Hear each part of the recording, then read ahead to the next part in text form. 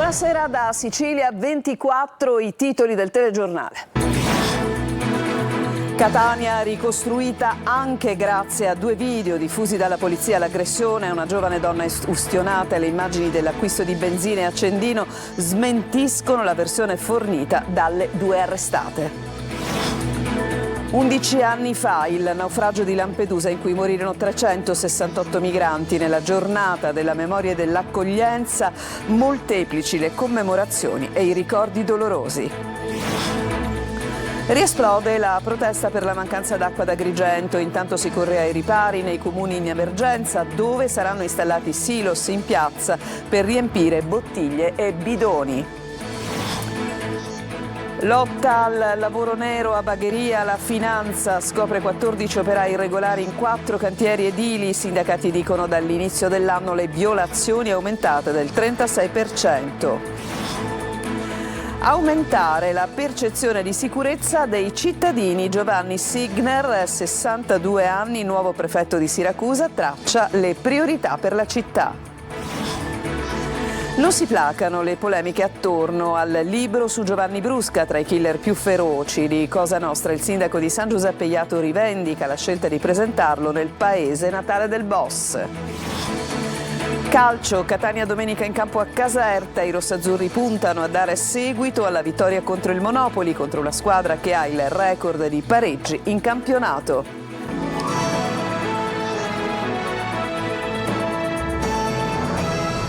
Bentrovati e apriamo il nostro telegiornale con una notizia dell'ultima ora. A Messina, nell'ambito di una indagine condotta dalla Procura, sono stati disposti gli arresti domiciliari per un sacerdote che è accusato di violenza sessuale a una giovane extracomunitaria ospite in una casa di accoglienza della città, appunto di Messina.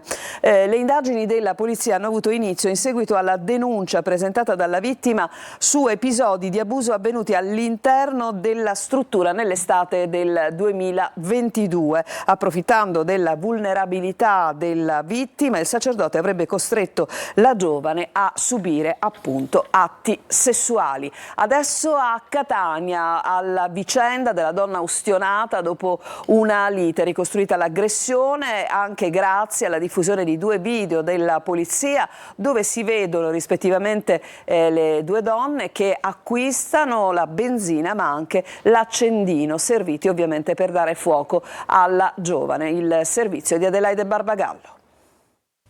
Ecco come è stato dato fuoco a Giusy Scalogno, la 26enne che è finita suo malgrado al centro di una lite per un fidanzatino conteso tra minorenni.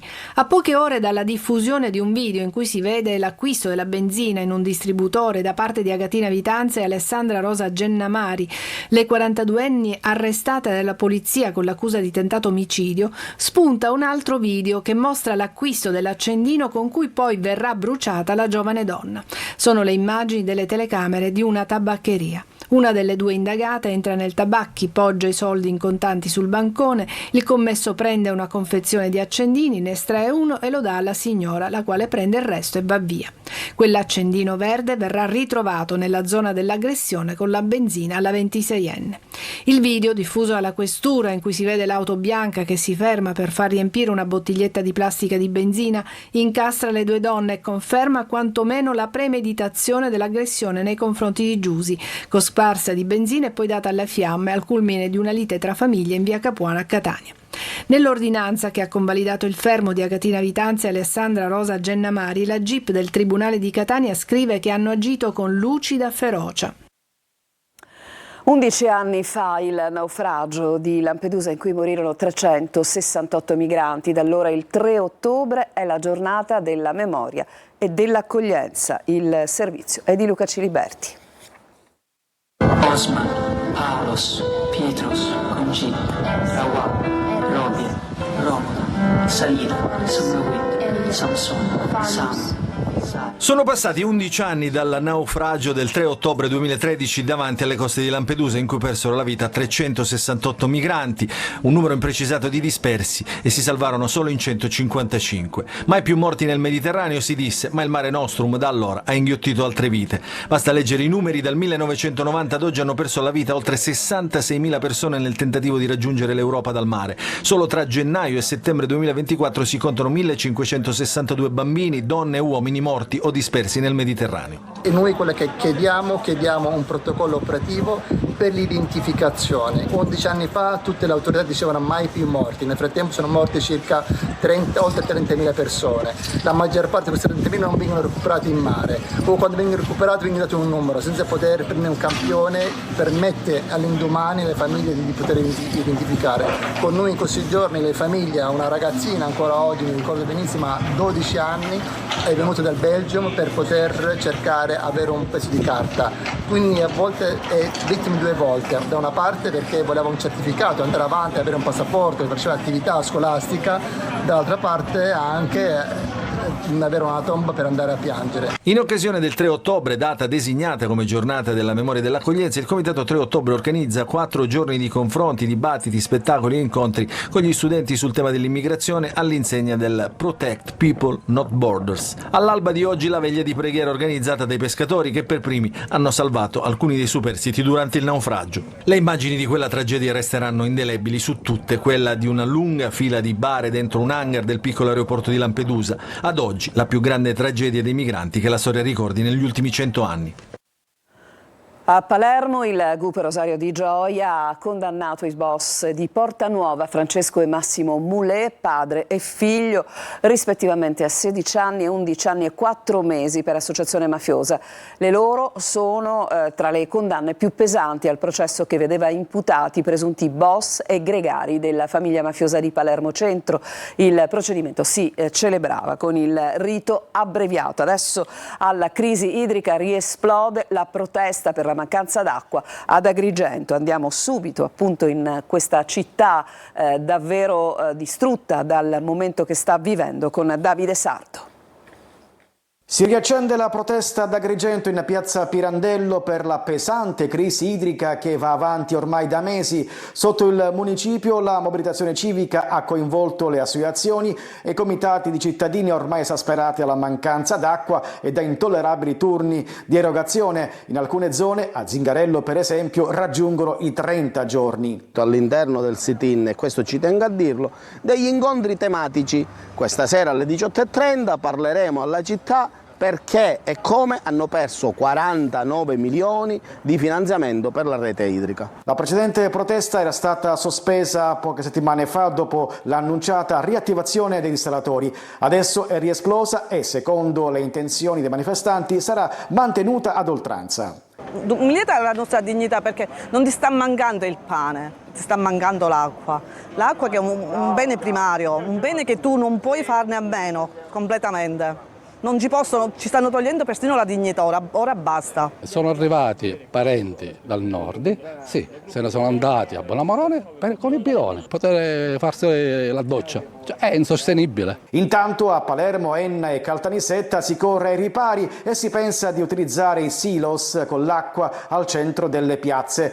Ma fa impensierire anche il perdurare dell'assenza di piogge. A fine novembre a Diga Ancipa potrebbe restare a secco, così le 9 province e 140.000 abitanti sarebbero senza acqua.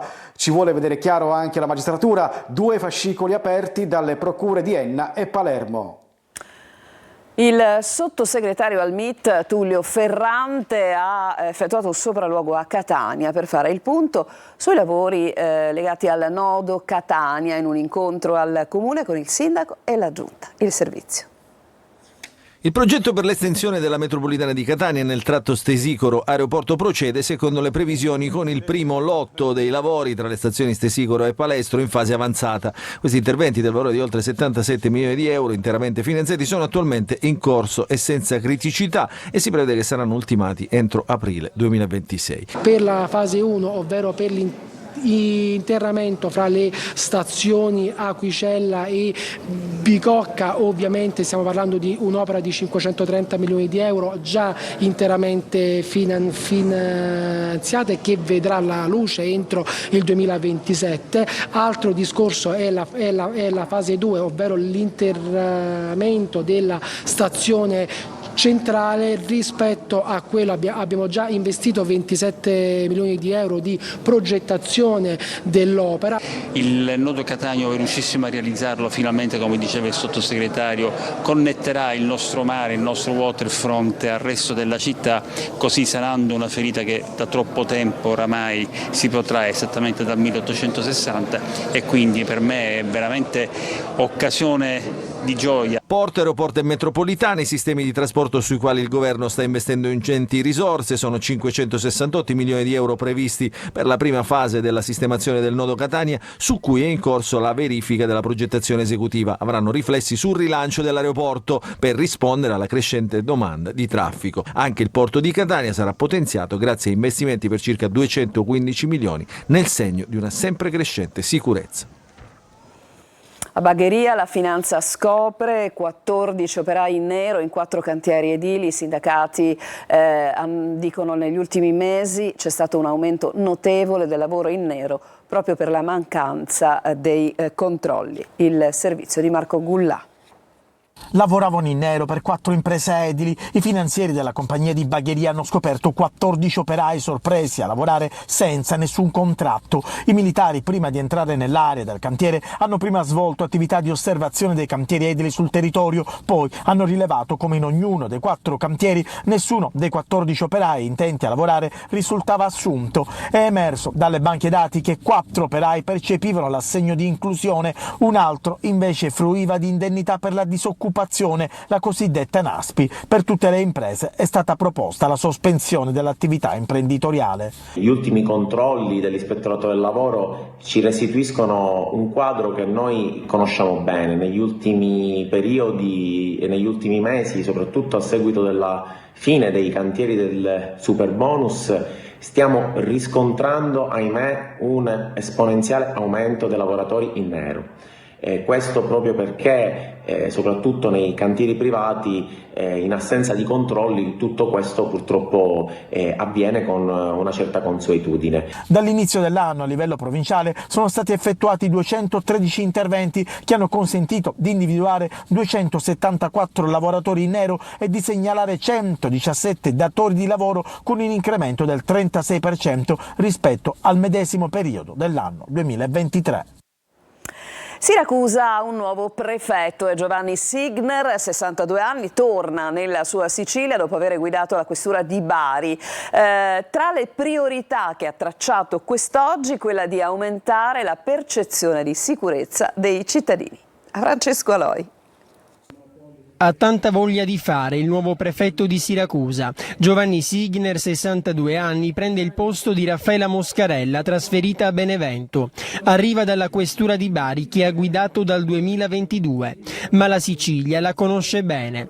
Originario di Caltanissetta, tra gli incarichi ha diretto anche la squadra mobile di Catania. Quali saranno le priorità della sua agenda?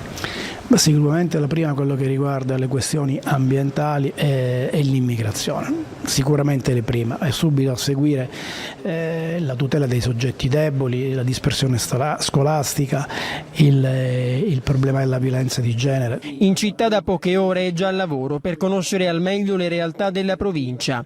Tra i suoi obiettivi quello di implementare il sistema di videosorveglianza. Proveremo a connettere tutti i sistemi di videosorveglianza che già i comuni hanno in dotazione con il sistema nazionale controllo transiti e targhe. Sostanzialmente tutti i passaggi che verranno registrati dai lettori targhe saranno registrati e veicolati alla banca dati del Ministero dell'Interno. E poi c'è il problema dei fuochi d'artificio, che in periferia si sentono a tutte le ore del giorno e della notte. Militarizzare il territorio è impossibile, dice, ma se i cittadini iniziassero a segnalare per tempo questi episodi sarebbe cosa buona e giusta. Nulla di fatto nel percorso verso la riforma degli enti locali in Sicilia. La battaglia per modificare la riforma si sposta adesso sulle quote rosa. Sentiamo Manlio Viola. Non solo un articolo che moltiplica le poltrone di assessore negli enti locali e neanche soltanto nuove regole che rischiano di favorire l'infiltrazione mafiosa. E bufera anche sulle norme che non garantiscono sufficiente parità di genere nella riforma delle autonomie locali presentata in Assemblea regionale siciliana e la cui discussione è stata sospesa fra le polemiche l'altro ieri. La norma è tornata in commissione e a Sala d'Ercole non la si rivedrà prima di un paio di settimane. All'ordine del giorno ci sono una serie di modifiche sulle quali si dibatte in modo acceso ed è probabile che fra polemiche, scontri e priorità la riforma non torni affatto in aula, almeno non nel corso del 2024. Presto infatti arriveranno le norme finanziarie alle quali bisogna dare priorità e poi la legge di stabilità a seguire che potrebbe impegnare fino alla fine dell'anno. Una priorità assoluta visto che bisogna dare un bilancio alla Regione per il 2025. Ma tornando alla riforma delle autonomie locali nasce una sorta di alleanza trasversale per chiedere almeno il 50% di donne nelle amministrazioni. A fianco del Partito Democratico scende adesso a sorpresa anche la Democrazia Cristiana, che esprime fra l'altro anche l'assessore regionale alle autonomie locali Messina. Si chiama quota 50 la norma e l'emendamento che la introduce varrà nei comuni al di sopra dei 3.000 abitanti. La norma attuale invece prevede una quota rosa del 20% e l'aumento del numero degli assessori, ma lo stop al poltronificio imposto dal governo della regione guidato da Renato Schifani ha bloccato tutto e ora la battaglia si sposta sul tema quota rosa, anche se l'aumento degli assessori è sempre dietro l'angolo. Adesso ci fermiamo, c'è una pausa, riprenderemo tra pochissimo tornando sulle polemiche attorno al libro su Giovanni Brusca. A tra poco.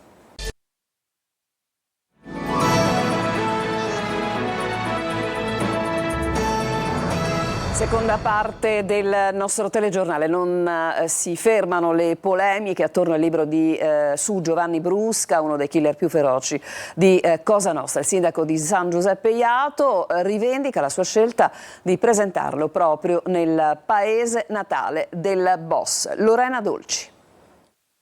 Mi sentivo un dio, ma mi sono reso conto di quello che ero quando mi hanno arrestato. In quel momento mi rendo conto che ho sbagliato, mi rendo conto che non sono nessuno. Parola di Giovanni Brusca, uno dei più spietati assassini di Cosa Nostra, l'uomo che premette il comando della strage di Capaci, quello che strangolò e poi sciolse nel laccio del piccolo Giuseppe Di Matteo. Il suo racconto di pentito in regime di sorveglianza dopo 25 anni di carcere al 41 bis è uscito in un libro a firma di Don Marcello Cozzi, vicepresidente di Libera. Ma il timbro dell'associazione antimafia non è bastato a placare le polemiche sull'opportunità di dare la ribalta a un criminale di questo calibro. Il sindaco di San Giuseppe Jato rivendica la scelta di presentare il libro nel paese dove il boss ha mosso i primi passi. Il soggetto è quello che conosciamo, sappiamo quanti omicidi ha fatto, conosciamo la pericolosità e credo che le nuove generazioni devono conoscere il male, perché se non si conosce il male non si riesce assolutamente a combatterlo. Tra le voci critiche anche quelle dei familiari del piccolo Di Matteo. Sono da parte lesa, quindi da un certo lato li giustifico, ma non possono impedire di fare conoscere agli altri quelli che è la nostra storia, quella che è la storia di un soggetto pericoloso, di un soggetto che è cresciuto nel nostro territorio. Il sindaco invita chi è contrario a leggere il libro prima di parlare. Per lui non ci sarà mai perdono, lo dice lui stesso, allora non è un libro né che esalta il Giovanni Brusca e neanche si tenta una riabilitazione. A Messina si è aperto oggi il Sud Innovation Summit, start-up e società multinazionali a confronto su digitale e sul potenziale del Mezzogiorno. Francesco Triolo. Si iscrive Sud Innovation Summit, si legge Futuro, la seconda edizione del più grande evento dedicato all'innovazione e alla digitalizzazione del Sud Italia si è aperta oggi a Messina e ha riunito tutte le più grandi start-up e società del digitale per 1 o 2 giorni che farà il focus su come incentivare il progresso tecnologico e trasformare il Sud Italia in un motore di sviluppo per tutto il paese. Il tema della prima giornata è stato quello legato all'intelligenza artificiale. Sul palco è salito il numero 2 di Microsoft Italia, Matteo Mille, la sua presenza a Messina il giorno dopo in cui l'amministratore delegato di Microsoft ha annunciato alla Presidente del Consiglio Giorgia Meloni un investimento da oltre 4 miliardi di euro in Italia proprio sull'intelligenza artificiale. In Italia siamo bravissimi, siamo innovatori per estrazione, no? Popolo di poeti, di eroi, di artisti, siamo creativi, però ci manca una cosa, ci manca la competenza più che la competenza, la capacità di comprendere che cosa potrebbe fare le AI generative, cioè l'artificial intelligence generativa. Mancano le competenze sulle AI. Presentato anche il rapporto Sud Innovation 2024 sul potenziale inespresso del Mezzogiorno, uno studio che evidenzia il ruolo chiave che il Meridione d'Italia può svolgere come hub di innovazione e sviluppo tecnologico. Il Sud offre grandissime opportunità perché abbiamo praticamente zero barriere d'ingresso, bassi costi di labor e delle ottime potenzialità di rendimento, per cui investire al Sud secondo me oggi, momento in cui la qualità della vita è stata messa un po' al primo posto, ha sicuramente un significato. Il rapporto ha fatto emergere come attualmente nel Sud Italia ci siano 107 start-up e 13 scale-up che negli ultimi 7 anni hanno raccolto 328 milioni di euro di investimenti che si concentrano principalmente in settori strategici come l'aerospazio, l'information technology, l'agritech e le energie rinnovabili, sottolineando il potenziale di crescita e sviluppo del territorio. Ancora una pausa, poi il calcio, cominceremo con il Catania domenica impegnato a Caserta.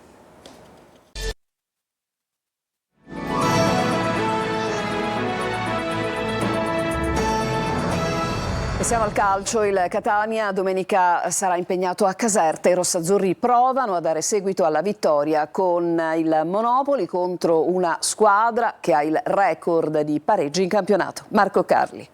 La regina dei pareggi, la casertana, ben 5 segni X in 7 partite contro il Catania che tenterà di dare un seguito all'importante successo con il Monopoli. 2 squadre, i campani di Iori e i rossazzurri di Toscano, i cui numeri di questa fase di stagione sono simili. I gol fatti, 7 per entrambe, una propensione a fraseggiare più che a lanciare lungo, con i campani più indirizzati verso il dribbling e il Catania pronto a premiare gli inserimenti. La differenza sta di certo nei punti, 12 per la squadra etnea e 8 per i campani che però non perdono dalla seconda giornata in casa con la Juve. Ma il Catania si concentra su se stesso, confida di rivedere Gherardi e di limitare con le qualità di Di Gennaro e della difesa le incursioni alle spalle dell'ultima linea che qualche grattacapo hanno creato fino ad ora, vedi gol subiti di Giuliano o qualche pericolo con il Monopoli. Un Catania che fino a questo momento ha dimostrato una componente inequivocabile. Contro squadre rodate e in alto in classifica, gli etnei hanno spesso giocato complessivamente bene, facendo capire che il futuro può essere ancora migliore. Toscano dovrà improvvisare qualcosa ancora a centrocampo, ma il Jolly Quaini si candida. A Caserta niente tifosi del Catania residenti nella provincia etnea, mentre il tecnico della Casertana chiama all'appello i sostenitori dei campani. Spero che col Catania ci spingano ancora ulteriormente, perché sarà una partita bella da giocare contro una squadra che è costruita per vincere. Noi andremo in campo e daremo battaglia anche la prossima. Il Palermo riaccende i motori in vista del match di domenica al Barbera contro la Salernitana. Marco Gullà. Il Palermo nel match del Druso contro il Sud Tirol è tornato a segnare 3 gol come a Castellammare di Stabia e la squadra si è confermata una cooperativa del gol. In realtà le reti segnate finora non sono state tantissime, 8 in 7 gare, 4 in meno dell'anno scorso, ma la curiosità è che le 8 reti portano 7 firme diverse. L'unico ad aver segnato 2 gol è Roberto Insigne. Ci si aspettava sicuramente di più dagli attaccanti come Brunori ed Henry ancora inceppati. Ieri è ripresa la preparazione in vista del match di domenica al Barbera contro la Salernitana, un derby del sud. Rosanero che studiano tattiche e strategie con un occhio alla situazione infortuni. Pierozzi rimane ancora in dubbio, il difensore che condivide la fascia con Lund non era stato convocato per la gara contro il Südtirol per un affaticamento muscolare e potrebbe risultare indisponibile anche per il match contro la Salernitana, suo ex club. Dionisi per il resto dovrebbe cambiare poco rispetto alla gara di lunedì scorso, in avanti Insigne però in vantaggio sull'Eduaron, ancora titolare invece Henry. E prima di chiudere andiamo a Catania, al Palazzo degli Elefanti. Il sindaco della città Enrico Trantino e l'assessore allo sport Sergio Parisi, alla presenza del presidente del CONI Sicilia Sergio D'Antoni, hanno consegnato, come vedete, l'elefantino d'argento alle campionesse olimpioniche della spada di Parigi 2024, le catanesi Rossella Fiammingo e Alberta Santuccio. Alla cerimonia hanno partecipato anche alcune atlete del CUS che si sono distinte a livello nazionale e regionale nella scherma. Con questo si chiude questa edizione di Sicilia 24. Grazie a tutti per averci seguito e buona serata.